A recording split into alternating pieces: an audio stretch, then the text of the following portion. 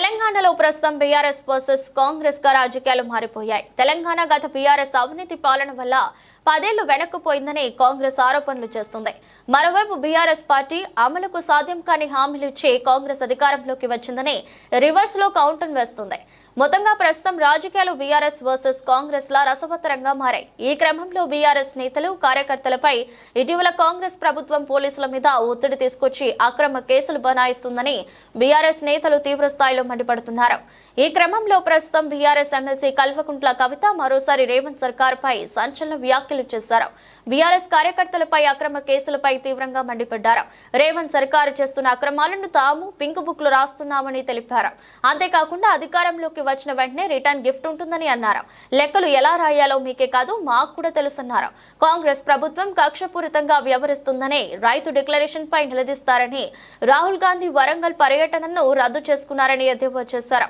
Social మీడియాలో రేవంత్ ప్రభుత్వం తప్పుల్ని బయట పెడితే వెంటనే కేసులు పెడుతున్నారని అన్నారు. దేశవ్యాప్తంగా రాజ్యాంగాన్ని పట్టుకుని రాహుల్ గాంధీ తిరుగుతున్నారని, తెలంగాణలో మాత్రం రేవంత్ రెడ్డి రాజ్యాంగాన్ని కూనీ చేస్తున్నారని కవిత తీవ్ర స్థాయిలో మండిపడ్డారు. కాంగ్రెస్ పార్టీ అంటేనే దగా, మోసం అని విమర్శించారు. కేసీఆర్ హయాంలో స్టేట్ లో నీళ్లు, నిధులు, నియామకాలు జరిగాయని, కేసీఆర్ తెలంగాణ ఉద్యమానికి భయపడి 2001లో ఆగ మేఘాలపై దేవాదుల ప్రాజెక్టుకు చంద్రబాబు శంకుస్థాపన చేశారని గుర్తు చేశారు. కానీ ఉమ్మడి రాష్ట్రంలో ఆ ప్రాజెక్టు ముందుకు సాగలేదన్నారు. తెలంగాణ వచ్చిన తర్వాత కేసీఆర్ దాన్ని పైలట్ ప్రాజెక్ట్ గా తీసుకుని దేవాదుల ప్రాజెక్ట్ పనులను చేయించారని, 95% పూర్తయిన సమ్మక్క సారక్క బ్యారేజీ పనులను కాంగ్రెస్ సర్కార్ ఇంకా పూర్తి చేయలేని స్థితిలో ఉందని ఎద్దేవా చేశారు. జనగామ జిల్లా అంటే ఆంధ్రప్రదేశ్లో ఉన్నప్పుడు అసలు తెలంగాణలో ఎట్లా మోసం చేసిండ్రో చూడాలంటే మనం జనగామలో అన్న చెప్పినట్టు దేవాదుల ప్రాజెక్ట్ ఒకటి చూస్తే సరిపోతుంది అన్నట్టు. ఆనాడు కేసీఆర్ గారు 2001లో జెండా ఎత్తంగానే ఆగ మేఘాల మీద హెలికాప్టర్ వేసుకొని చంద్రబాబు నాయుడు గారు వచ్చి ఇక్కడ పునాదిరా వేసి ఆయన వెళ్ళిపోయాడు. అంటే జనరల్గా మనం ఏదైనా ప్రాజెక్ట్ కట్టాలంటే దానికి ఏదైనా సోర్స్ ఉండాలి, ఏదన్నా ఒక దగ్గర నుంచి వాటర్ తీసుకుంటాం అనేటటువంటి ప్లానింగ్ ఉండాలి, ఇంజనీరింగ్ ఉండాలి, అవి తీసుకున్న వాటర్ ఎటుపోతుంది అన్నటువంటి ఒక ఆలోచన ఉండాలి.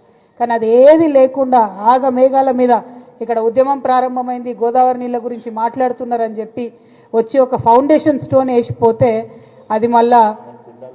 అది మళ్ళా ఎన్నో ఏండ్లకు కానీ కేసీఆర్ గారు తెలంగాణ రాష్ట్రం ఏర్పడ్డ తర్వాత దానికి వాటర్ సోర్స్ ఐడెంటిఫై చేసి, ఇందాక పెద్దన్న చెప్పినట్టు సమ్మక్క సారక్క బ్యారేజ్ నిర్మాణం దాదాపుగా 90% పూర్తయింది చేసి ఇప్పుడు నీళ్ళు ఇచ్చేటటువంటి పరిస్థితికి వచ్చింది.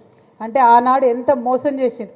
ఉద్యమం అని పేరెత్తంగానే గులాబీ జెండా ఎగరంగానే దెబ్బకొచ్చి ప్రాజెక్టు ఆనాడు శంకుస్థాపన చేసిండ్రు.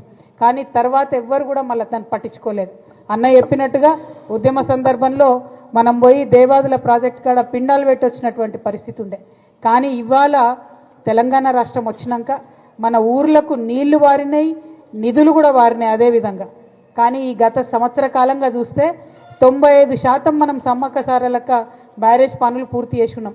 ఆ మిగతా 5% అంటే ఏనుగెళ్ళింది తోక చిక్కింది అన్నట్టు ఉంది పరిస్థితి. అంది ఆ మిగతా 5% పనులు చేయలేని చేతగాని దద్దమ్మ ప్రభుత్వం కాంగ్రెస్ ప్రభుత్వం అని నేను జనగామ జిల్లా ప్రజలందరూ కూడా గుర్తు చేస్తా ఉన్నా.